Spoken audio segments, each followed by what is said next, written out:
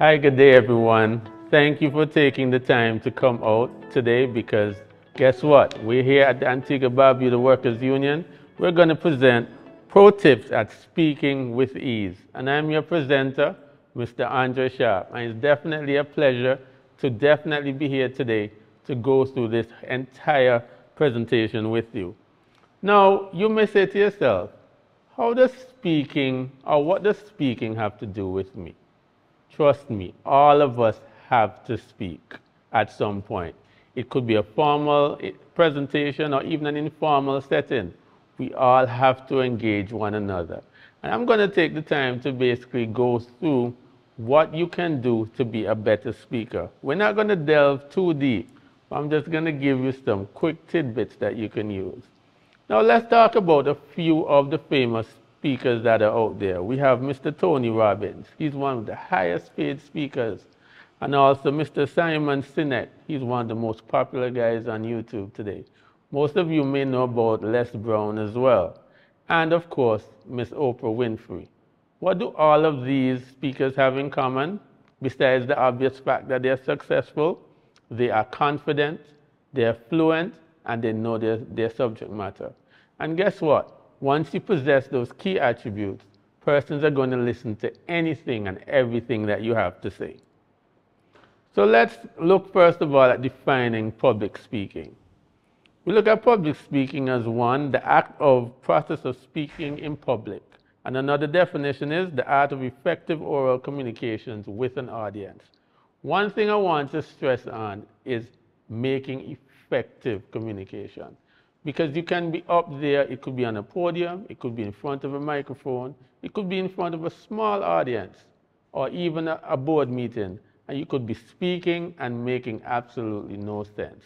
But it is important that persons understand exactly what you are saying, and that is how you're able to be effective. So, for the different types of public speaking, we have 4 types I'm going to highlight. I'm going to go into one particular one, and that's impromptu. But the 4 types are the impromptu speaking, persuasive speaking, informative speaking, and entertaining speaking. Impromptu speaking basically looks at speaking off the cuff. Lack of preparation, but you have to know enough of a subject matter to talk about it. Persuasive speaking, one of those instances in where you'd use persuasive speaking is exactly like the court of law.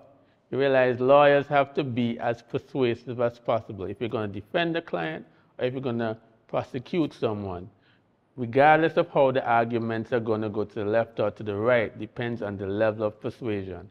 Even as a salesperson, you have to have certain key terms, certain characteristics that you can persuade someone to buy a product or a service. Informative speaking, that's also a very important one. Many persons today would have speeches where they basically inform persons about a particular product or service. Here at the trade union, we do a lot of informative speaking. Persons need to know about the labor code, their workers' rights, and different things of that nature. In such a setting, being able to be an informative speaker is very important. And of course, entertaining speaking. We also look at that as humorous speaking. Many times, you may be feeling down and you say to yourself, hey, let me check out a comedy special. That is a form of speaking as well. When you look at how these comedians nowadays come up with the material, the way that they're able to articulate and deliver it, that is a form of entertaining speaking. Or even if, for example, you're even hosting a small gathering or a show and you want your MC to be as humorous as possible, that's a form of entertaining speaking. So there are different types of public speaking that are out there. But like I said, you don't have to be afraid. Now, based on the stats out there, they say it's about 74% of persons have speech anxiety. We call it glossophobia. Now, when putting this together, I said, that's such an interesting term. I don't want you as a listener to suffer from glossophobia. So hopefully some of the tips that you'll pick up today will help you to get over that fear. And you may wonder to yourself, what are some of the symptoms of anxiety that you may experience while speaking? 1, stuttering. How many of you have gone to an event? It could be a church service, it could be a program. Someone gets on the podium and immediately they're stuttering. They're looking at the words and they're saying, the apple is red. And it sounds like the apple is red. And you recognize that they are anxious. It's not for a lack of preparation. They're just nervous. Intense worry, muscle tension. I've seen speakers go up and of course it looks like they're about to bust a vein or even have a cramp. Trust me, those are the kind of things that happen when speaking. Rapid heart rate. It almost looks like the person is going to have cardiac arrest because of the fear of it.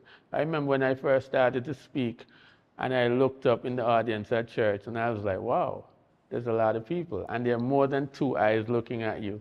You look at the front row, it's about 16 to 20 eyes, and then you go further to the back, there are many more eyes.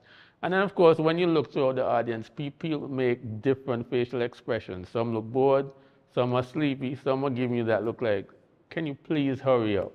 So when you see these plethora of facial expressions, it can definitely make you nervous and your heart starts to race. You will also have shortness of breath, lack of concentration, clammy hands and feet, self-doubt, and excessive shaking and sweating. Sometimes you may be in a hall that's well AC'd, and if you're somebody that gets really nervous, you'll notice that you start to sweat profusely. That's nervousness. And the thing about it is, it can happen in a big setting, it can even happen in a small setting like an interview. You could be in front of an interviewer and all you're saying to yourself, I need to nail this job. And you recognize they ask you a simple question like, tell me about yourself. And you know the night before you're practicing quite well, you're going to tell them about the fact that you aced the project and you did so well in school. And the next thing you know, in front of the interviewer, you're struggling just to tell them how to cook a pot of rice. So these are the kind of things that can happen when you have some level of anxiety or glossophobia. But before we go further into the tips and so on, we're going to take a small break. And when we come right back, we'll go further into the tips that we can do to become better speakers.